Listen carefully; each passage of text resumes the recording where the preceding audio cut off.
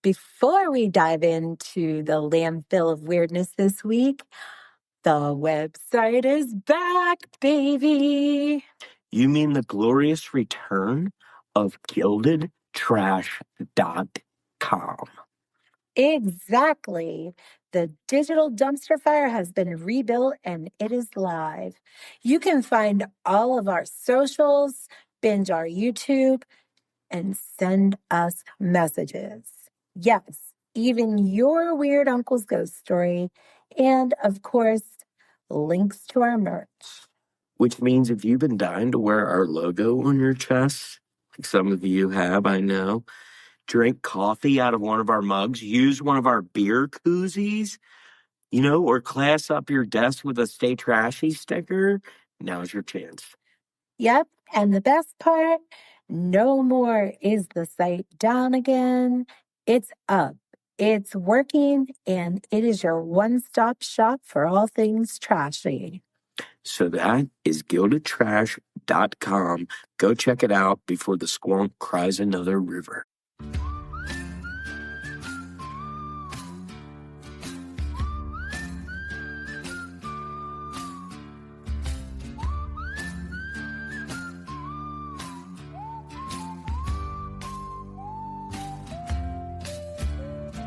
Lanterns low, thunder rolls. Scott and Atlanta hit the road.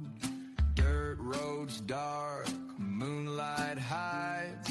Sasquatch prints by the riverside. All right. Well, hello, and welcome to the Broke Down Palace studio. Yeah, that Gilded Trash Productions has been talking about making an event space. We wanted to make it diverse, so I wanted to try recording here and see what it looks like. So See what it sounds like. you guys get to experience that with us. Yep. Tonight, big announcement. I'm ordering gyros from Punky's Tacos and Flatbread Pizza. So he's been walking around with his shit-eating grin on his face for the last hour. And I kept being like, what's so funny? Are you writing comedy bits in your head? He's like, no, I did that hours ago. What's so funny? They also have Italian wedding soup and chili. Oh, I've been wanting chili. So it kills all the birds. yeah. All the birds are dead. Well, and I don't eat chili. Right. This is a previous discussion. She doesn't eat chili because she doesn't like it. So I don't get to eat it. I love it. And I mean, I like Italian wedding soup too, but I mean, I love Italian wedding soup. I do not like the texture of beans and chili. So I will eat meatless or beanless chili, not meatless. That'd be weightless. So allegedly, they sell that down at the vegan place. I just seen it yesterday. It's all beans, baby. it's a texture thing for me. But originally, Beans are disgusting. Let's be honest. Let's have a real talk. Beans are disgusting. I mean, I like baked beans. I don't like the texture. Again, I like the thought behind the flavor from a flat. I do. Whatever kind of beans they use in bushes, I don't mind them beans. Whatever those are. Pink potatoes. Brown beans. Brown beans. Are they?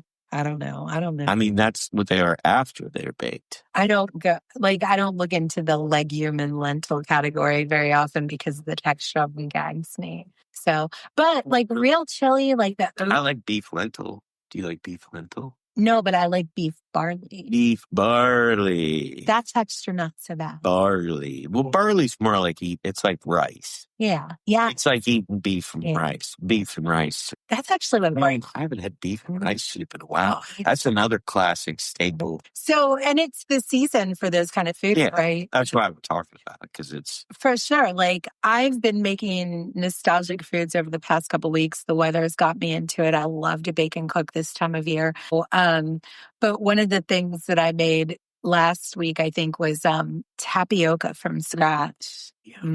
When I was a kid, I thought that tapioca was an adult thing. And it was because...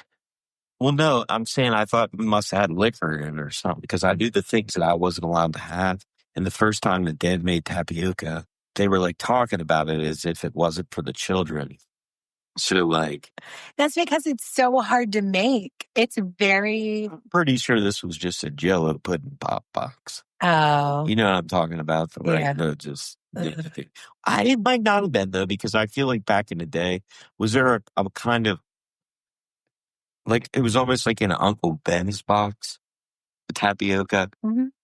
And I feel, I don't know if it was, but I mean, it was like that though. Something about that box of Uncle Ben's reminds me of like, it was that size of like a small rice box. Yeah.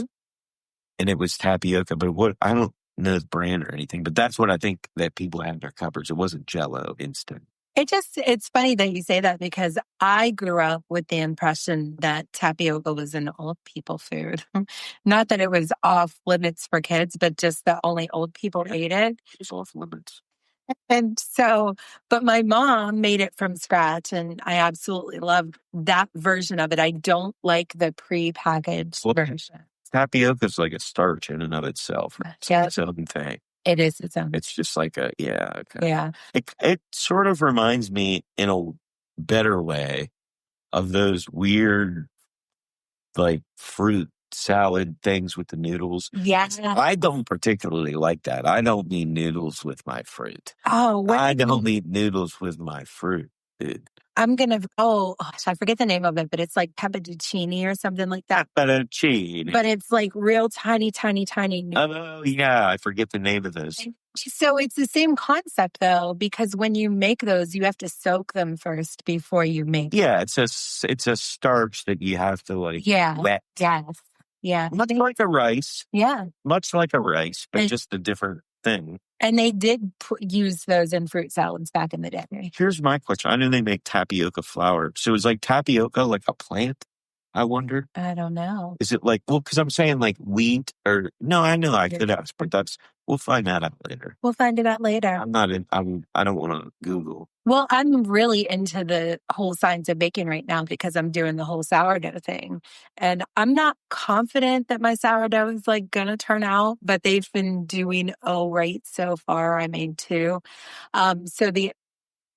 So I forgot to feed them on day 5. It's made from, how do you say this? Cassava root? Cassava. Root, that's what it's made from. Or maybe. It's a flour that's made from that word. Tapioca is? Yeah. Nice. Interesting. I love learning things about stuff like that. I love science behind food. And who would guess that, though? No. I wouldn't. Because I've heard of like the cassava plant before. I've heard of it, but I don't even know what it is. Is it like native to America? I don't know. No, it sounds like it's native. It sounds like it's native to something else. Yeah. Interesting. But with the sourdough stuff, so I forgot to feed them on day 5, and then I misunderstood the directions. So I had way too much starter. I had to like recalibrate because I thought you were supposed to take half the starter out every time. No, that's only on day 1. You only are supposed to use 100 grams of starter to feed every time. So you keep 100 grams of your starter, all the rest is discard, right? So I now have a half-gallon jar of discard that's like 3/4 full. We're still good though. It's growing. It smells like a nice. What's it going to make? What do we make it with the discard? Oh my gosh. Yes. Pretzels. All of it. Salty crackers. So the very first batch of discard that I have from day 1 is the least fermented, and it's like the most hydrated or least hydrated maybe. So you make crackers with those. But there's like stages of discard that you use for everything. So the closer you get to full activity is the stage of discard you use for that recipe. That makes sense. Yeah. So you wouldn't like make pie dough with stage. Right, obviously. It's really Here's my question though. Can you switch sourdough out for like any dough? Like, for example, like you could make bread. You can make anything that you can make out of regular dough. Can you make out of sourdough? That's the question. You start with sourdough and then you adjust your water or hydration levels to account for what's in the sourdough. And then if it depends on. So like you could make pie dough from sourdough. Yeah. You could make pizza dough from sourdough. Yeah. You could make bread dough from, I mean, obviously you can make bread dough. I know that, but. So anything that calls, so here's the thing is anything that you need yeast for it to rise, that's like what stage. So crackers, you don't want to rise. So you use the earliest discard because you don't want the crackers to rise, right? But if you want something to rise or have that gluten-y thing that we looked into earlier, then you need to have either yeast or sourdough starter. Okay, so it sort of replaces the yeast factor like in a recipe because it's already activated. Not fully, like in some like pizza dough, you still, and again, you can use discard for pizza dough, but when you use the discard for pizza dough, then you have to use yeast as well. So it's like, it's all adjusting your levels of like liquids or hydration in your recipe and adjusting for how much activity is going on in the fermentation of the starter. Right. So yeah, that makes sense. Interesting. So you can pretty much make anything you could use the discard for anything, but at stage 1, it's just like basically water and flour paste, which is interesting because I found out I love a good roux. Who doesn't? I love to make Cajun food. You can use sourdough starter discard to make a roux, which is great because if you use the earlier stages, you've got that paste. There's no lumps. You don't have to worry about getting it mixed up. It's just a perfect paste at that point. Right. It's just already, because that's the name of the game when you're doing stuff like that is just, or like when you're making gravy or something. That's what, or like people refer to as the liquid gold. Yes. Like when you're making pasta stuff, you take that water because those molecules are already bonded together. Yes. So it helps the water and the oil and stuff the fat and the water and all can bond. Yeah. Because that process has already taken place. And I mean, it's much more scientific than that, but that's exactly. In layman's terms. Yeah, that's exactly what's happening. So I think tomorrow I'm going to make some pierogi dough and some pizza dough just to start using up my discard. I was losing weight. I am going to try a batch of crackers. I was losing weight. Then we had steamers yesterday, but it's been downhill ever since. Oh my God. Let's talk about these slumbages Sunday last night. Holy shit. Sloppy Joe, sloppy Joe. I was singing that. They were the sloppiest fucking Joes you ever seen, brother. It's a slapper. Oh my God, but they were so good. So I talk about ChatGPT all the time.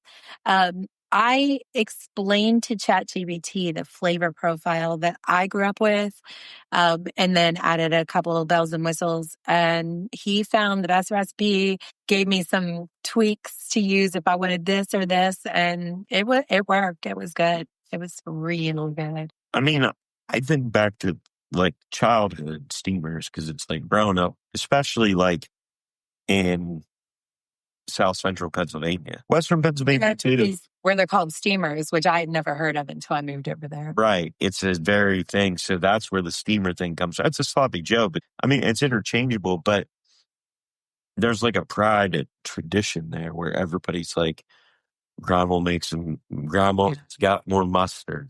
Dad uses manwich.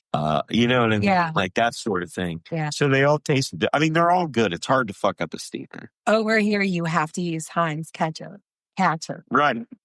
Yeah. It's hard to mess it up, but it's also like if you want to get close to nostalgia, right? You have to there's a couple things that were thrown in, like the brown sugar back in the day. So, when I moved over to Hagerstown, and this is one of my favorite, stories is, my first husband, his mom, Linda, taught me a lot about cooking, like how the South Central Pennsylvania people cook, right? Which is way left. Well, the Cumberland Valley. So that extends down into Hagerstown. Yeah. But the Cumberland Valley is a very specific, it goes from Maryland up into Pennsylvania. Right. It's but she grew up in Everett, Pennsylvania. So she has those Everett roots. Well, Western Pennsylvania still does them. Yeah. It's not everybody does them. Everybody it's does just them. a matter of what they're calling them. Right. It's everybody's eating sloppy joes all across America. Right. But my mom, to my knowledge, had never put mustard in either her baked beans or her sloppy joe mix. And when I learned that little secret from Linda, oh my gosh, that changed my world because mustard's where it's at. Yeah. It gives it that tang. I even sometimes like at a steamer, I like to put a little extra mustard on it. with some onion. I like shredded cheddar on mine. See, I don't like them with cheese. I'm never a cheese. I enjoy a burger with cheese.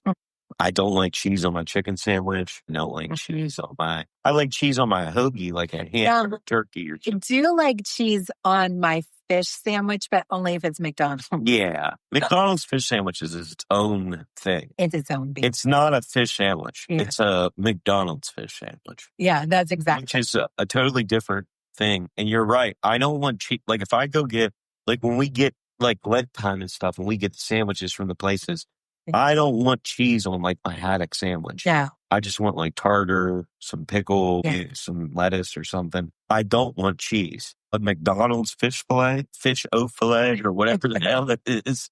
Isn't it something weird like au filet. Fish au filet or something? Or we're in another one of those Mandela effect things where it was called fish au filet and it wasn't. You know what's weird is, here's a little observation in life, is something that, and maybe this will come back into our life now that in the future, because of some reasons, but as an adult, you don't really ever eat fish sticks. No, there's if you are an adult eating fish sticks. But I miss some like Bill Gordon's fish sticks on a Friday night, dipping them in some ketchup. Right. Like I would eat I would make the kids their fish sticks and then like have two or three left over for me to just dip and ketchup at. There's something about, well, like a good fish stick. The cheap ones suck, obviously, but there was some that I really liked. I like the batter dipped Gordon's fillets. We ate fish sticks a good bit. Yeah. Growing up.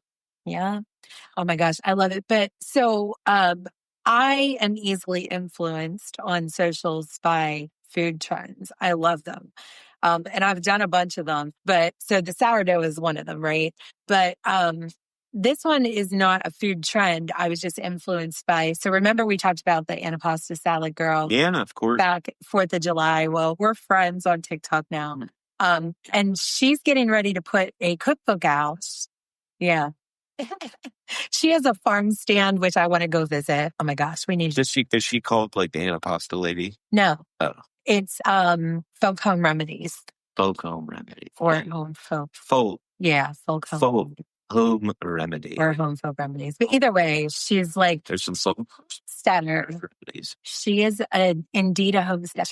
So this ties all back around though, because I wasn't influenced by her to make the sourdough, but the other night my sourdough was giving me some sass, and I was thinking, she talked you through it. No, she didn't. No, I'm going to get there.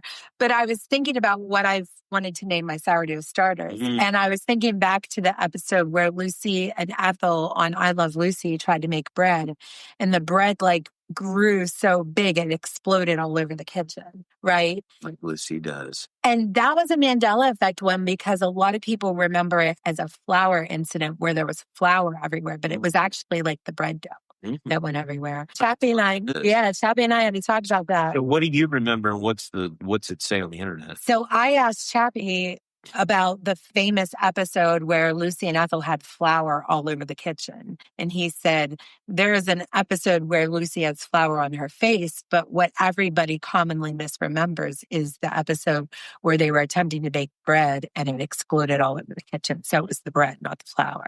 And they get conflated. So it's not really a mass. So it's like, yeah, I can see it's like mass misremembering or conflating of. Well, I think that's what makes the Mandela effect so interesting, is because when you look at those things,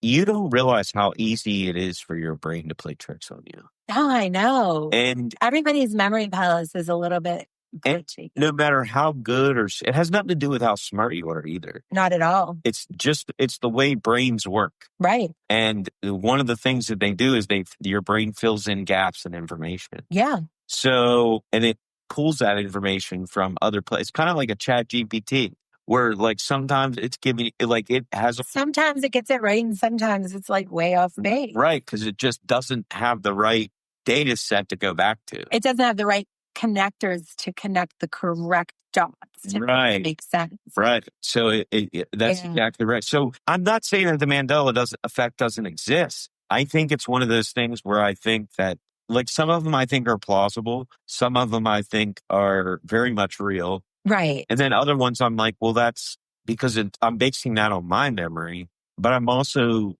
basing that on the fact that like some of them you can tell why people misremember it. Right. But then there's other ones that are like inexplicable. Like the Mandela one. Well, see, to me that one I don't, because I don't remember him dying. I do remember him dying. No, I believe you. I believe you, but I remember when he got out of prison, that was a big deal when I was in school. Right. So I do remember that, but I hear you. Well, full circle. yeah. Sourdough is going to get named Lucy and Ethel. Lucy and Ethel. However, the reason why I'm saying that being influenced is because, like I said, Home Folk Remedies, Folk Home Remedies, she has a farm stand. She's getting ready to put out a cookbook. And so she's been posting some of her recipes. Well, she posted French onion soup the other week. And can I just tell you, I hadn't made French onion soup in probably 25 years, maybe 15, 16. I don't know. It's been a while. I don't know that we've ever had it. Like, I don't know that you've made it since we've been together. Right. It's been a long time. That's 16 years. Right. Well, yeah, but I made it and it was really good. And I want to do more of that. Like, I want to do more things that I've never done easily. I want to get one of soup trucks so we can put them. I do. Put them in the oven. Yeah. We had to fancy around the big. The cheese, yeah. Oh, but the baguettes were really good. Oh, but baguette has my heart. Baguette is good, dude. It's real good. Now I'm going to make the olive things, though, because that's just the best. Oh, my gosh. What's it called? Tapenade, I guess? Tapenade, yeah, where you just like, it's olives and settle. Yeah, I don't know that that's, I think tapenade is just olives, but I don't know what, but it's similar to that. But you made it better by adding feta cheese. No, I didn't make that. I mean, I didn't make it better. Matt introduced me to that. Oh, Matt okay. made it meant for a thing. No. And then I took it and was just like, oh, I'm making this again. Yeah, Matt made it for something. I believe you, but I just don't remember because in my brain, that's always been one of the favorite things that you made. I think he made it one time when we went over to Dad's when they still lived in Harriston. Yeah. I mean, that would have had to have been when. So, because I feel like you've been making it for a long time. I have been making it. But the first time I think I made it, we either lived in the trailer, which was right after we got together, which I think is when it was. Yeah, it was. It absolutely was. It was for like New Year's Eve, I think. Yeah, something. Yeah. But yeah. But one of the things you haven't made in a while that was really good was your crab stuffed mushrooms. That's why I do like crab stuffed mushrooms. There was something else I wanted to make with crab recently. I also just remembered that I have that fresh local broccoli from down there. Mm. That's what I love about broccoli, cauliflower, is you can get a second season of it locally in the fall because it grows in cold. So it doesn't grow in cold, but you don't want it in the dead of summer. So you grow one batch in the spring and then another batch in the fall. So because it does well with the colder temperatures, it can survive through the night. So it's a cooler temperature vegetable. You guys heard it here first. No, Farmer Fred. Well, and that's because broccoli, a lot of people don't know this, but a lot of your modern vegetables all come from the same family as broccoli. The original plant back thousands, I don't know the exact word, but it's the Latin word is very similar to broccoli. It's like Brassica or whatever. Brocelius or something. Yeah, something like that, where it's like that family. They then took that and bred that's broccoli, cauliflower, Brussels sprouts, cabbage, whatever. Cabbage is the same family. Turnips. No, turnips are their own thing. But those are all, they might not even be, though. That's what surprises you, is how much stuff comes from that family. That family, that ancient plant thousands of years ago, they turned into all these different vegetables through cultivation, which is mind-blowing. It is. So we've actually been doing hybrid vegetables for... Everything is genetically modified. We've been genetically modifying plants since... That's what bothers me about that. Like, some of it I get because it's like through these other processes, but like... Right, it's the process. It's not the act of hybriding. It's the process, which makes it... What I find interesting, too, though, is people are like, well, how did... people that, like, when you talk about, like, evolution and stuff, like, you think about that over the span of millions of years. Like, in less than 10,000 years, we turned a plant into 40 different vegetables. Do you know what I'm saying? Out of nothing, by just breeding the best of this and favoring certain traits before we even understood what genetics were. Right. We were using that to cultivate plants. They did it with dogs too, right? Absolutely. Look at all the dog breeds. Yeah. It's incredible. They have dogs that are this big, and they got dogs that are fucking and as big as humans. And yet people don't want to believe in evolution, and they have dogs running around there. And they're like, well, dogs didn't change species. Well, no, they didn't. But we're only talking about a few hundred years that people have been breeding dogs. Right, right. And species start to separate like up when they can no longer crossbreed. So when the distinguishing characteristics become so far apart that they can no longer mix and it be a viable offspring, that's when you start to separate. And my guess would be in 2,000 years, what we see with dogs, like how's a little toy dog going to breed with a big dog? You know what I mean? Like you start to see genetic changes that are no longer able to be cross species to species. Right. And you see this separation. Dog breeding's only been going on for really a few hundred years. So of course you're not going to see it on that micro level because of these things play out over the span of hundreds of thousands, millions of years. Right. You know what I mean? So right. I love it. So I had one final thought. On food for this week, which is, I guess maybe I'm late to the party, which is not abnormal for me, but the Subway protein bowls, I don't know if we just got those here in Johnstown or if they've always been on the menu, but after we talked about bread for the last 45 minutes, I do like a good protein bowl. It was well worth it. It was for like $7.99 or something. It was packed with meat. It was packed with veg. I mean, it was good. It was worth the money. It was filling. There was lots of stuff in it.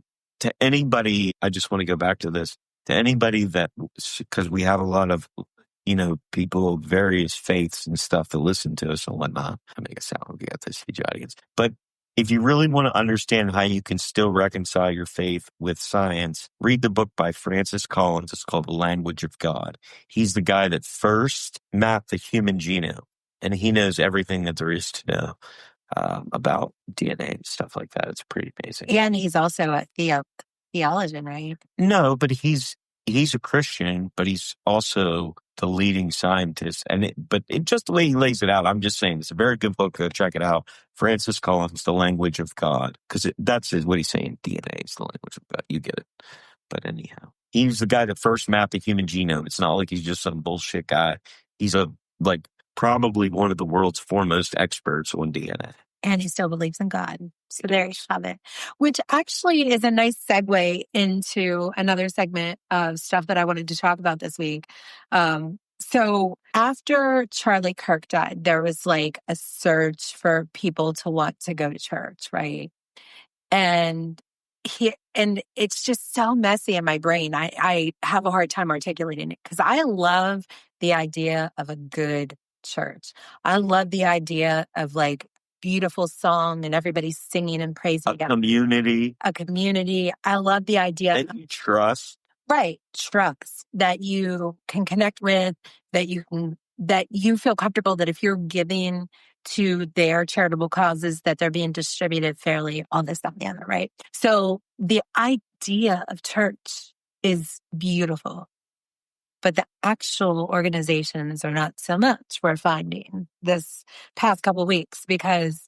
Well, go ahead. Yeah, no, I was going to say, it really goes back to one thing in particular, which is why I'm sure you brought this up because this happened to us, is altar calls at funerals. That is one of the reasons. You're absolutely right. But the timing of it is impeccable because it brought me full circle back to, I don't want to go to church. Right. Because then you see you're sitting there and you're like, oh, this is the part that I hate. Like, it all sounds good at first. Like they were doing their thing, but then it just turns into this, we're not there for that reason. You have to understand that though, too. You have to be able to disconnect. Like, don't come at me like a salesman, especially when you're at a place, when you're already at church. Why are you still trying to sell me on this? Right. I don't want that for that reason. I want reaffirmations of things that I already know because I'm already there.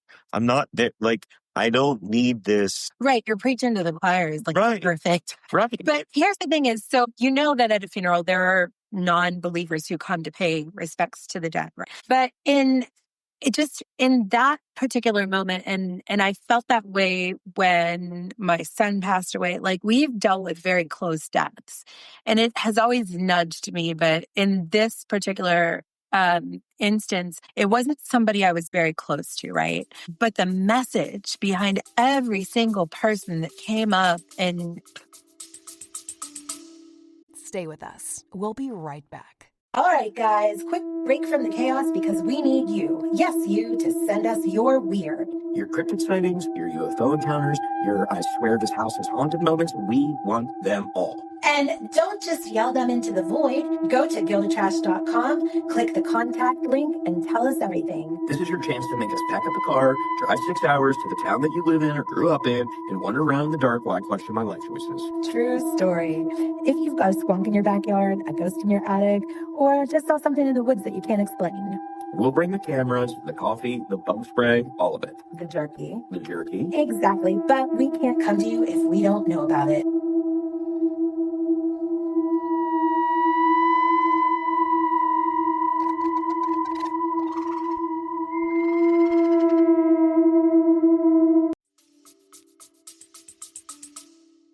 The family that talked and everything was so great. So eloquent. If they'd have ended it with a little short thing at the end of that, would have been prayer. one of the most beautiful services that you.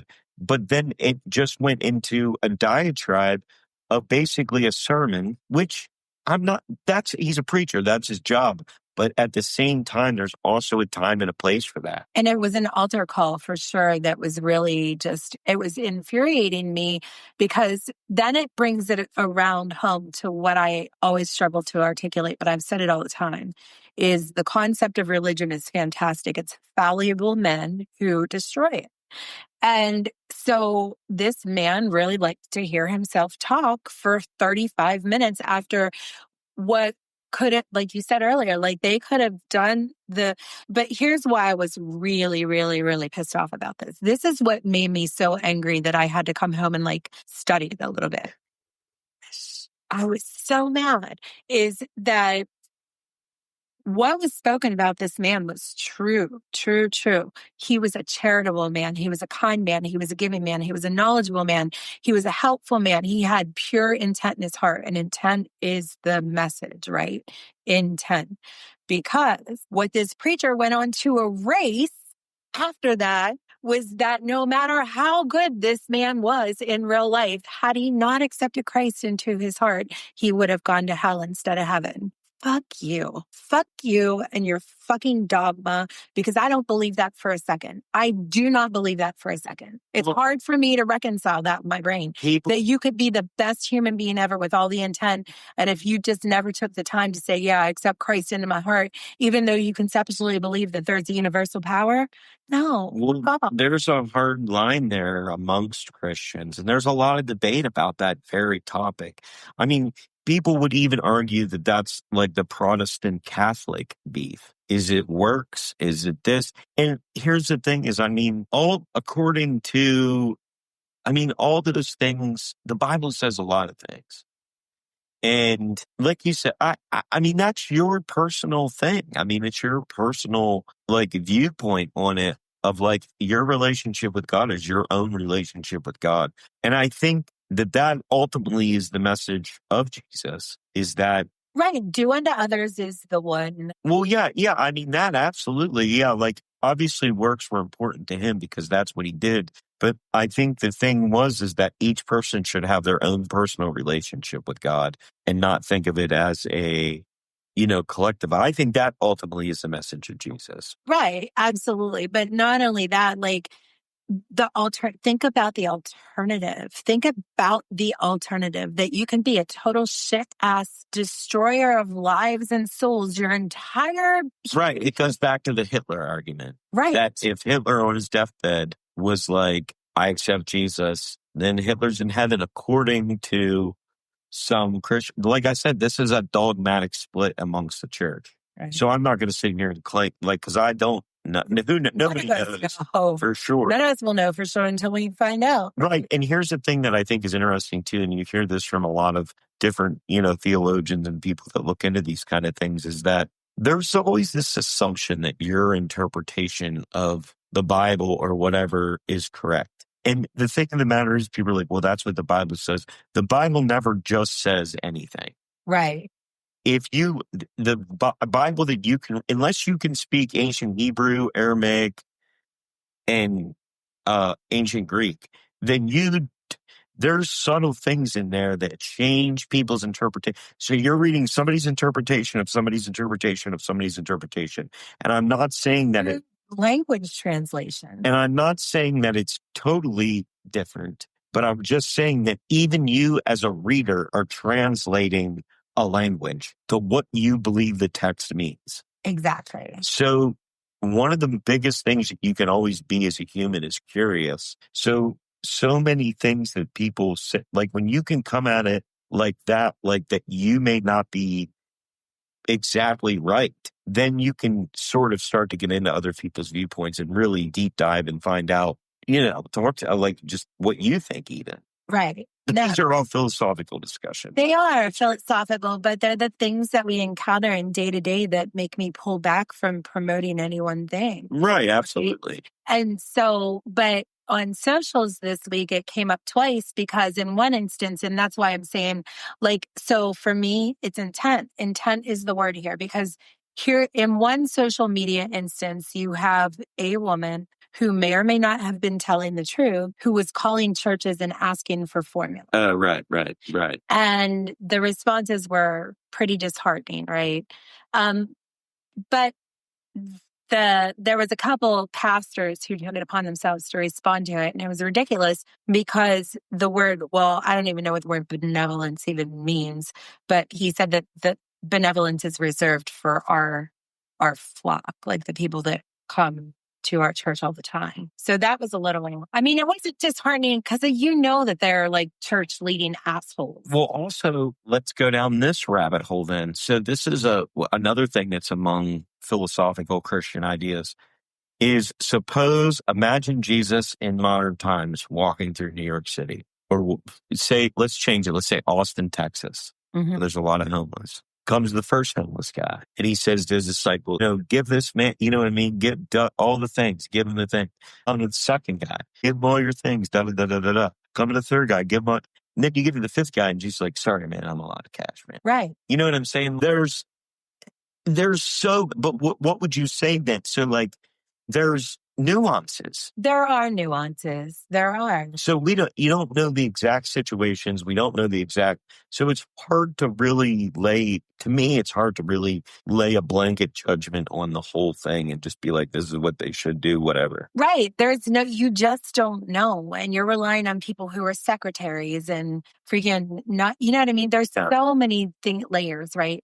So I think that was ill intent because that person was she specifically was calling with a script to call out and catch churches, right? Right. There are other ways to do that. Right. It wasn't necessary. No, right. It seemed to me it's a bad experiment. Right. It doesn't. And there's no controls. Yeah. And there are zero controls. That's the point, right? We live in a business world where you have to call out your controls. So where there was, right, exactly. So it was uncontrolled social experiment. Yeah. But then the other one that came up was which shows nothing. Right, exactly. It's just like, okay, cool, you did that. Have fun.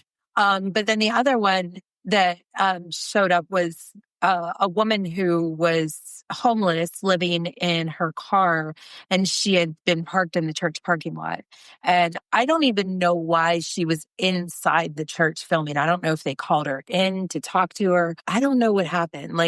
But essentially, she was filming. So that's always a red flag for me because I feel like everybody wants to have a gotcha moment. Right. They do. But I also, some people feel the need to film to protect themselves when they feel like they're in a shitty situation, which this kind of felt like, right? So she was filming, and the pastor of the church, who was a woman, was telling her she can't park in the parking lot anymore. And fair enough. There's a million reasons why that is fair, and essentially insurance reasons alone. Right. Right. So, and if the word gets out, then all of a sudden the church parking lot is filled as in homeless. Not every church is like a homeless shelter. Right, exactly. It just pulled at my heartstrings a little bit more. And the woman who was supposed to be a pastor was so stern and cold and icy, which is why it caught fire on social media. Right. Was the woman's response. Right. Because this lady was crying and you know me, like that audible, it was real deal. Like I could hear that she was like upset, scared. Right. And the people were like, we're going to call the police on you. And she was like, please, I just need help. Right. So it was sad. But then the internet did the internet and they went out and looked into this pastor. She married a pedophile. Like the pastor married somebody who was already charged with pedophilia and she's the leader of a congregation. Right. So then separate to that, they got video of her preaching the day before this video went viral. And in that sermon, she was talking about how we all need to be charitable in this time of distress in the country. And then she's filmed being cold-hearted and icy the next day. So, I mean, I think this just goes back to the classic argument is that most people's actions don't match their words. And the other side of that, too, is like sometimes good people do bad things. Sometimes, sometimes bad people don't always do bad things and good people don't always do good. Well, that too. And like sometimes it's like people can be multiple things. Right. Like people can be at different parts in their life. That's why the yin and yang symbol exists. Right. Because I think in every fully light person, there's a little bit of dark, and in every fully dark person, there's a little bit of light. It's situational. Absolutely. There's so many things. So many things. But anyways, so it just makes me even more strongly want to, which is funny because on the last episode, we were talking about opening a boutique funeral parlor. One thing that's going to be banned from boutique is fucking call to worship. It's going to be banned. Well, unless they want that.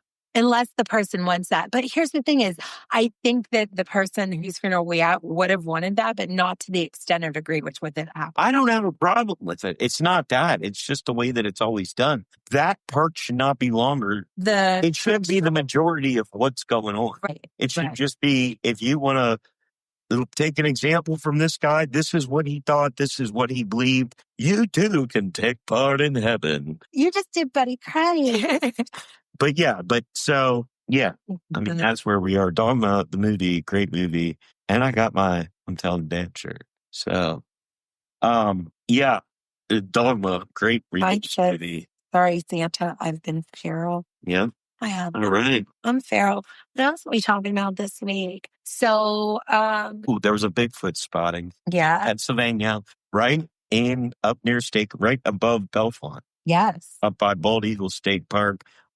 They called the witness extremely credible. Extremely credible. He's an Air Force veteran. I didn't see what he was. Yeah. I didn't see their evidence for that, but I'm sold. I'm going to tell you. And he said he was a hunter, so he's familiar with bears. Yeah, he's a lifelong. They said he was driving along on Interstate 80, and this creature, two-legged creature, ran across the road and leaped over the guardrail. And he said that it was, like, you can tell, like, it wasn't just a guy, like, in dark clothing. It was it happened in not too nimble of a movement. Correct. Like, could be something like to meet a human running across. Or a bear. Or a bear, yeah. I mean, bear, that's what the guy said. He hunts bears. So he knows the bears. He's a retired civil engineer. Mm-hmm. Also an Air Force veteran. Also a lifelong hunter. Trained observer. He's a trained observer. Trained observer, we call him. Trained observer. So that's why he's very credible. That is fairly close to us, but there was an incident in Well, we go up there all the time. Though. Yeah. We're about to next Thursday before the Speakeasy open mic. Guess who's headed to Bald Eagle State Park to look for Bigfoot? Yeah. This guy. And now he knows we're coming, so he's gonna hide. But in the 1980s, there was an incident closer to us in Conemaugh Township, which is like 2 miles out the road there. They have casts of that Bigfoot. Big feet. Big feet. What else is going on in the world? Oh, Y'all Street. I just wanted to say that out loud. I don't care about finances. Right. That's why Wall Street to Houston, y'all can do it. Y'all Street. It's so simple. It's so simple. I'm a Wall Street executive. They're like, what? I'm a Wall Street headhunter. I work on Wall Street. You work on my street? I work on Wall Street. Oh, so here's a word that I learned today. So, or not today, this week. So I'm training on the latest and greatest. I'm training on Snowflake so that I can do some data shit. But I was in the tutorials and, I catch things when nerds drop like little I want to figure out what he's talking about. So he was like talking about code, the guy who was training. It's a LinkedIn learning, and this guy's really fun. And he was talking about code, and he said something about accuracy. And he's like, don't get that confused with precision. Little inside nerd joke. Herp, herp. So I looked it up because I didn't know that precision and accuracy were two totally different things. Do you know what the difference is? I mean, no. Go ahead and explain the difference. I mean, I think that I do, but like, if you think about it, it's hard for me to put it into words. Right. But like if one's a verb and so accuracy is how close something is to the truth. Right. So you can call something accurate, but it doesn't mean it's the truth. It just means that it's statistically close to the truth. If you're talking about knowledge, yes. Precision, even measurements. Well, I mean, accuracy means how close you are to the target. Correct. Right. Precision is how close you get to the target multiple times. Right. So if something is precise, it gets close to the target 3 or more times, then it's precise, but it doesn't have to be on the target or even there's a variance. Well, I guess you have to but everything determines what the variance level that you're going to allow for what you're looking at to be. Right. Measuring precision has other factors involved. Right. And you have to and for each thing, you'll decide what that level needs to be. Right. Well, as a data analyst, I need to know that I'm accurate and not precise. But in order to figure out I'm accurate, I have to run the data 3 times and get the same general outcome, and then it would be close to accurate enough for me to report on it. Anyways, little nerd stuff. I love words, and I love when I learn that words are like right, that it's not just... I've never given either of those words a thought. I just use them interchangeably and... Right. Precisely. Right, precisely. It's very accurate. So we did have the open mic. Ooh, Mephet's open mic. That was fun. Johnstown's first open mic. That was a lot of fun. Great turnout. Did a great job putting it together. Yeah. It's fun. We got a lot of stuff coming up. Thanksgiving weekend, got a show here in Johnstown, Masonic Temple, benefits Travis Neal, Suicide Awareness Foundation thing.